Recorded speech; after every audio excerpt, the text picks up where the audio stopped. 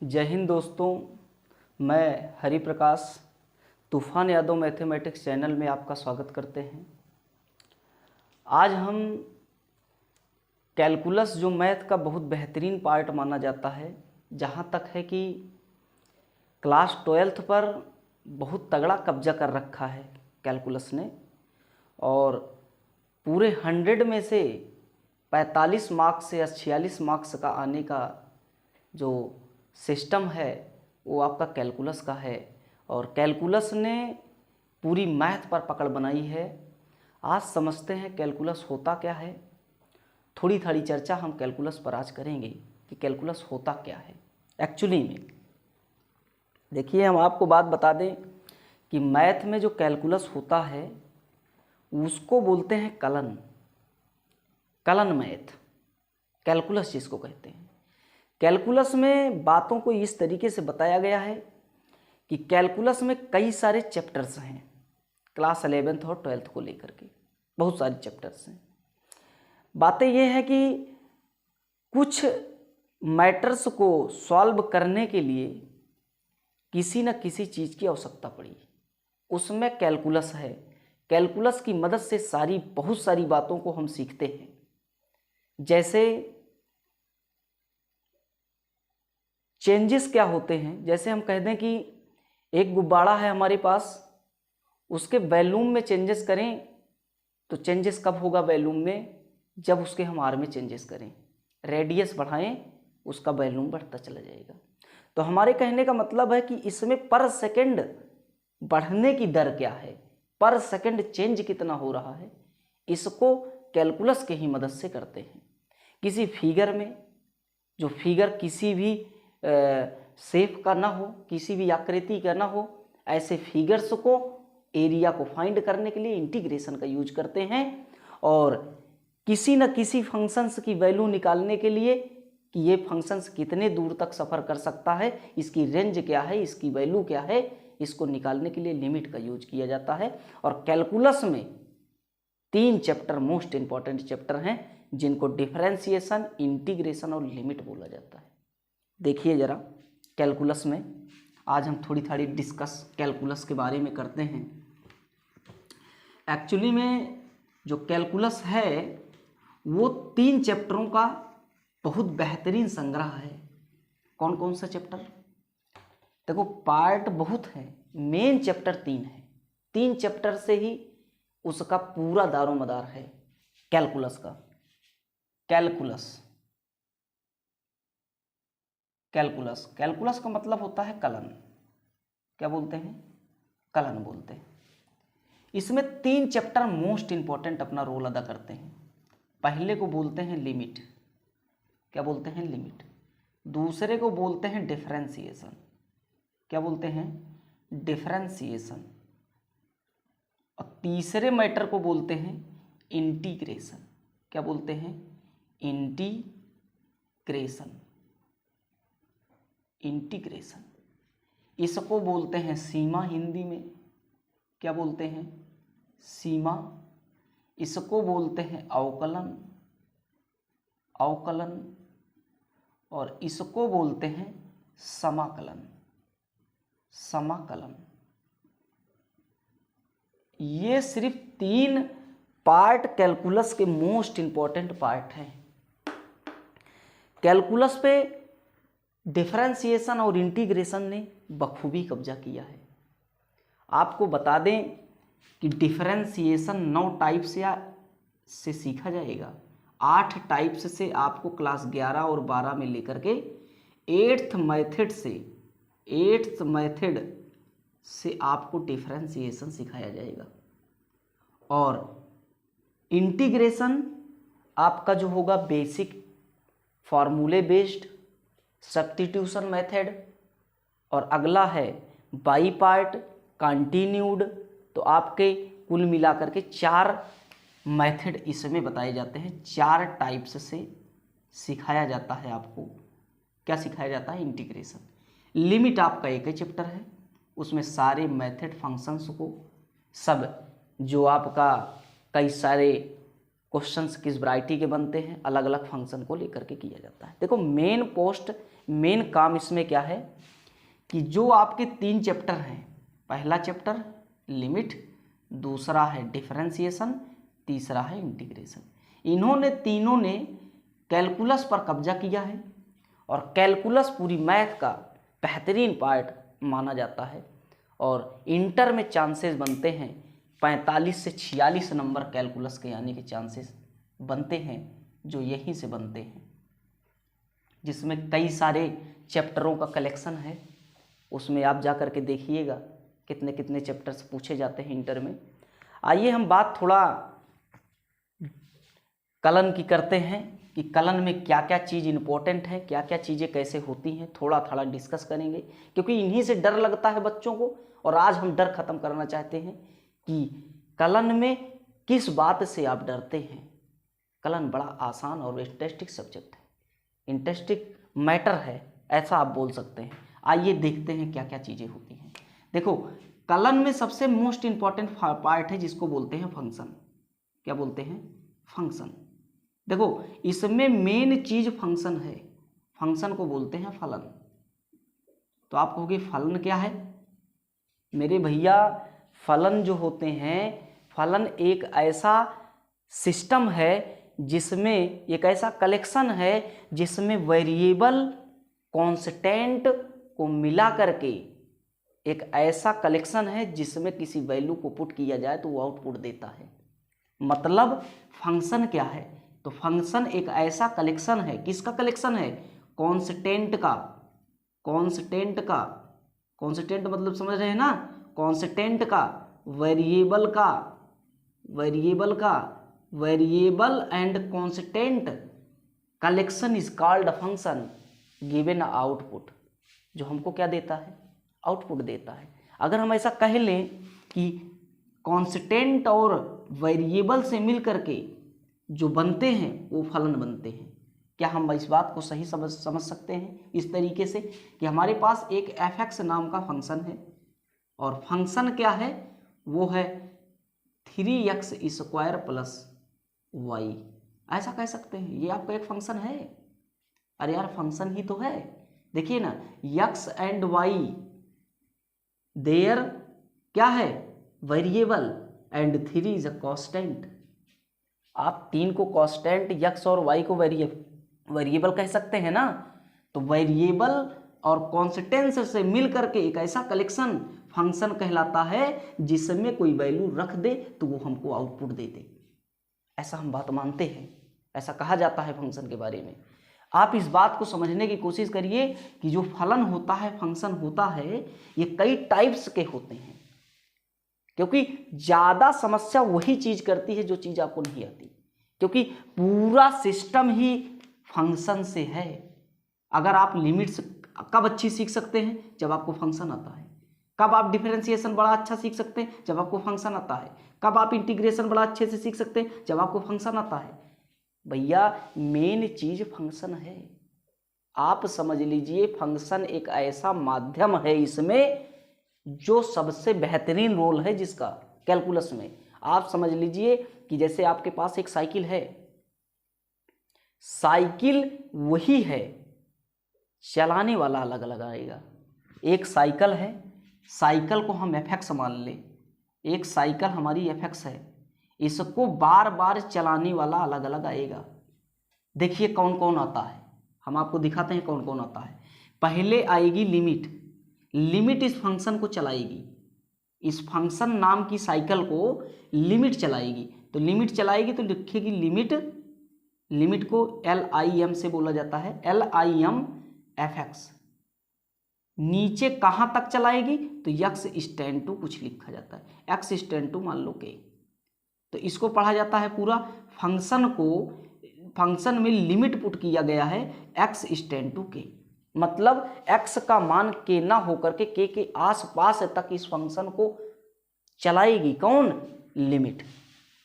तो आपका सबसे पहला काम लिमिट क्या काम करेगी? फंक्शन को चलाएगी। इसी तरीके से इसी फंक्शनवा को डिफरेंशिएशन आएगा चलाने के लिए। तो डिफरेंशिएशन आएगा तो क्या लग जाएगा, इसी फंक्शन के पास लग जाएगा d/dx और कितना f(x). मतलब हमारा जो f(x) नाम का फंक्शन है जिसको फलन बोलते हैं, f(x) या y करके जो भी करके आप रह लीजिए, चाहे जो करके ले लीजिए, इसको अलग अलग चलाने वाला आएगा। ये एक प्रकार की साइकिल है, आदमी बदल रहे हैं, ये सब आदमी हैं, लिमिट आदमी है, डिफरेंशिएशन अलग थिंग्स है, इंटीग्रेशन अलग है साइकिल को चलाने वाले मैटर। एक साइकिल है, 4 लोग बार बार चलाने आए, अलग अलग तरीके से चलाएंगे कि नहीं चलाएंगे, लिमिट अपने अकॉर्डिंग चलाएगी साइकिल। डेरिवेटिव नाम का कोई प्राणी आएगा, वो अलग से फंक्शन को चलाएगा। इसी तरीके से इंटीग्रेशन नाम का प्राणी आएगा तो वो f(x) को अलग तरह चलाएगा। वो कैसे चलाएगा देखिए जरा, वो लगा देगा कि इंटीग्रेशन f(x) और कितना dx। मेरे भैया ये तीनों चीज़ें जो हैं ना, ये फंक्शन को चलाती हैं। क्या करती हैं, फंक्शन को चलाती हैं। साफ साफ शब्दों में हम आपको समझाने की कोशिश करें तो अच्छा, एक बात और, ये बातें चलाती हैं, इसका मतलब फंक्शन को हम समझ लें कि भाई चलता कौन है, चलता जो है वो फंक्शन है, चलता तो फंक्शन है, चलाने वाला कौन कौन है, तो आप कहोगे लिमिट है, डेरिवेटिव है, डिफरेंशिएशन है, इंटीग्रेशन है। ये सब चीज़ें फंक्शन को बराबर बराबर मात्रा में अपने अपने अकॉर्डिंग चलाते हैं। लेकिन चलती कौन है, चलती साइकिल है। तो गड़बड़ी किस में आएगी, गड़बड़ी डिफरेंशिएशन इंटीग्रेशन लिमिट में नहीं आएगी, गलती फंक्शन में आएगी। अगर आपकी साइकिल चलाता जो है, गड़बड़ी साइकिल में होगी। मतलब अगर साइकिल को कायदे से हम सीख लें, मतलब f(x) फंक्शन को अगर हम कायदे से सीख लें तो इसका मतलब हम इसको चला सकते हैं, चाहे लिमिट के अकॉर्डिंग, चाहे डेरिवेटिव के अकॉर्डिंग, चाहे इंटीग्रेशन के अकॉर्डिंग, चाहे जिसके अकॉर्डिंग हम इस फंक्शन नाम की साइकिल को बड़े आराम से चला सकते हैं। मतलब हमारे कहने का तात्पर्य यह है कि साइकिल के बारे में ही क्यों ना हम सीख ले कि साइकिल कितने टाइप्स की होती है, कौन सी साइकिल दे दी जाए तो हम चला लेंगे कि नहीं चला पाएंगे। इस बात की है, इसमें कई प्रकार की वैरायटी है, साइकिल्स में भी कई प्रकार की वैरायटी है। हर एक साइकिल्स को अलग अलग माध्यम है चलाने का, उसका अलग अलग फार्मूला, अलग अलग मेथड है। देखिए साइकिल कितनी प्रकार की होती हैं, जिनको लिमिट, डिफरेंशिएशन और इंटीग्रेशन बार बार चलाने का काम करता है। पूरे 11-12 में चला ही रहा है। देखिए क्या है, फंक्शन कितने टाइप्स के होते हैं, थोड़ा थोड़ा डिस्कस हम फंक्शन की तरफ चले और करते हैं। क्या चीज़ होता है फंक्शन। देखिए फंक्शन जो होता है, फंक्शन आपके जो होते हैं, पहले टाइप्स को बोलते हैं, बेहतरीन टाइप्स जिसको बोलते हैं अलजेब्रा। क्या बोलते हैं, अलजेब्रा। पहले फंक्शन का नाम है अलजेब्रा। अलजेब्रा को बोलते हैं बीजगणितीय फंक्शन। कौन सा फंक्शन, बीजगणितीय फंक्शन। दूसरा फंक्शन हमारा जो इसके दूसरे क्रम में आता है उसको बोलते हैं ट्रिग्नोमेट्री फंक्शन। कौन सा फंक्शन, ट्रिग्नोमेट्री फंक्शन। ट्रिग्नोमेट्री क्या है, तो आप कहोगे त्रिकोणमितीय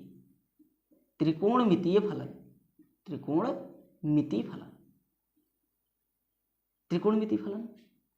इसी तरीके से और कौन सा फंक्शन है, तो आप कहोगे एक है लॉगरिथम फंक्शन। कौन सा फंक्शन, लॉगरिथम फंक्शन। लघु गुणकीय फलन,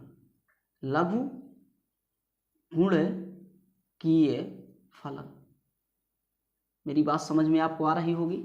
इसी तरीके से एक और चर्चित फंक्शन है जिसका नाम है एक्सपोनेंशियल। क्या बोलते हैं,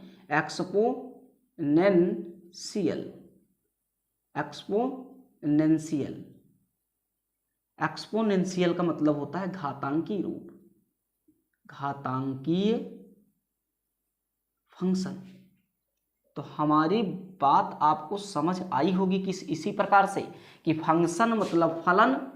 अभी हमने 1-2 टाइप्स नहीं लिखा है, लेकिन उसकी ज़रूरत नहीं है। ट्रिग्नोमेट्री में एक और होता है, उसको बोलते हैं ITF।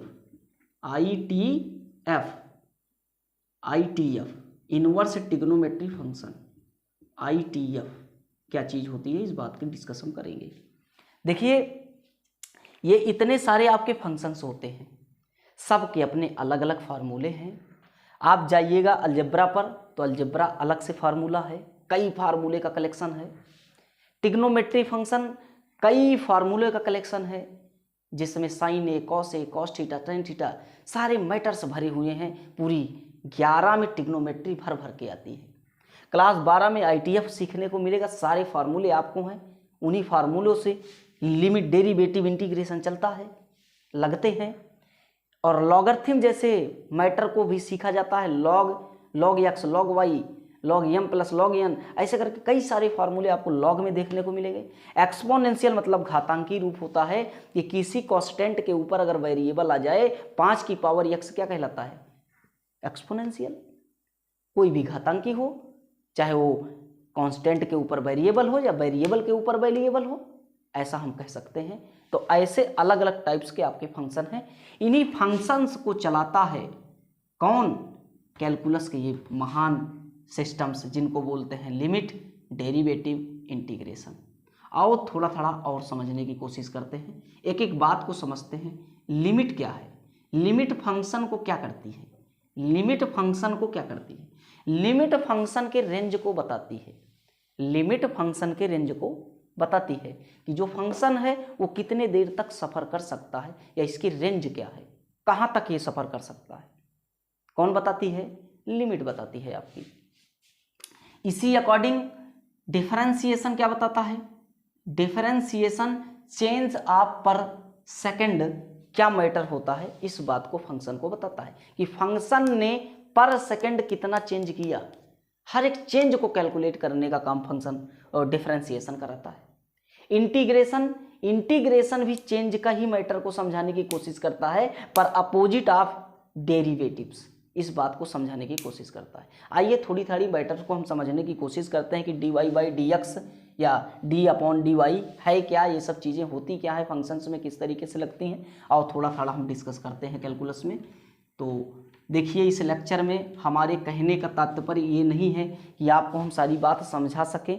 हमारे इस लेक्चर को दिखाने का मैटर ये है कि कैलकुलस से आपका डर खत्म हो जाए, क्योंकि कैलकुलस बहुत बेहतरीन चीज़ है। आप जब तक फंक्शन के बारे में नहीं जानेंगे तब तक आप चला कहाँ पाएंगे। यार साइकिल ही चलाना है, मान लो बीच में गड़बड़ा गई, आप चला रहे हो रास्ते में, तब फिर क्या होगा। इसका मतलब साइकिल के बारे में नॉलेज आपको थोड़ी थोड़ी तो होनी ही चाहिए। चलाने से पहले अगर आप साइकिल को कायदे से आप देख ले रहे हो, कायदे से आपको कुछ उसके बारे में नॉलेज है, तो कहीं रुक जाए या कुछ हो जाए तो हम उसको कर सकते हैं, देख सकते हैं, ठीक ठाक कर सकते हैं। तो बस वही चीज़ की नॉलेज करनी है। फंक्शन क्यों सिखाया जाता है, क्यों सारे फंक्शंस, जितना फंक्शंस का आपको फार्मूला क्लियर रहेगा उतने जल्दी लिमिट, डेरिवेटिव, इंटीग्रेशन आ जाएगा। और उनको ज़्यादा समस्या होगी, उन बच्चे को ज़्यादा समझने में समस्या होगी जिसको फंक्शन की नॉलेज नहीं है। और फंक्शन की नॉलेज कब होगी, जब आप खड़े होगे। 11 में पूरी ट्रिग्नोमेट्री है, क्लास 10 से ही ट्रिग्नोमेट्री स्टार्ट है। ट्रिग्नोमेट्री फंक्शन में जितने ट्रिग्नोमेट्री फॉर्मूलेज हैं सभी यूज किए जाते हैं। लॉगरिथम क्लास 9th का चैप्टर है, आपको बेसिक इन्फॉर्मेशन पहले से ही दी गई है। अगर आपको अच्छा आता है तो आप अच्छे से पढ़ सकते हैं। आइए एक्सपोनेंशियल क्लास 5 से लेकर के 8 तक ही यूज किए जाने वाले सारे फार्मूले हैं, इसमें कोई दो राय नहीं है। अलजेब्रा आप क्लास 6 से यूज करते 8 तक, a+b का whole cube, a cube minus b cube, a² + b², ये सब आप करते आए हो। तो ये सारे फंक्शंस के बारे में आपको पूरा डिटेल पता है। बस बात यह है कि किस तरीके से इसको यूज किया जाए, ये बात हमको समझनी है, बस और कुछ नहीं है। देखिए हमारा कहने का मतलब है, हमारे पास अगर f(x) फंक्शन है, फंक्शन में वेरिएबल अलग अलग होंगे, कई प्रकार के वेरिएबल हो सकते हैं। x हो सकता है, y हो सकता है, k हो सकता है, या फिर एक वेरिएबल का फंक्शन बना हो, ऐसा भी हो सकता है। x फॉर्म का पूरा वेरिएबल बना हो, वो फंक्शन बना हो, y का पूरा फंक्शन बना हो, ty का पूरा फंक्शन बना हो। तो ये सब चीज़ें डिपेंड करती है फंक्शन पर कि किस तरीके से फंक्शन बना है। आइए देखते हैं डेरिवेटिव को किस तरीके से सिंबल से डिनोट करते हैं। देखो डेरिवेटिव जब भी करना चालू करो, किसी भी फंक्शन का डेरिवेटिव करना चालू करो, उसके पास लगता है d/dx। क्या लगता है, d/dx। मान लो एक y है, y नाम का फंक्शन है, y = करके कुछ होगा, तो y का अगर हम डेरिवेटिव करेंगे तो इसके पास लिखेंगे d/dx। y का अगर करना, y एक फंक्शन है, वाई एक क्या है, वाई एक फंक्शन है और इस फंक्शन में हम डेरिवेटिव करना चाहते हैं किसके according, with respect to X. तो फिर इसके पास क्या रख देंगे, D upon D X. According क्या होता है, उसके अनुसार चेंजेस होता है।